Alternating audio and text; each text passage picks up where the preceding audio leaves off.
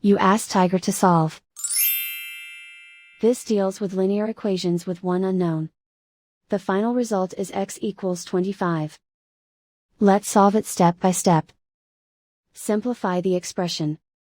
Simplify the arithmetic. Group all constants on the right side of the equation. Subtract 10 from both sides.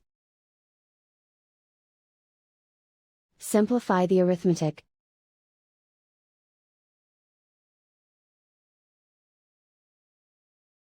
Isolate the x.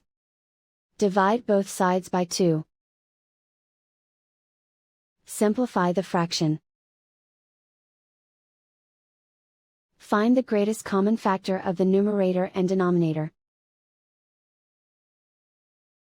Factor out and cancel the greatest common factor. And so the final result is x equals 25.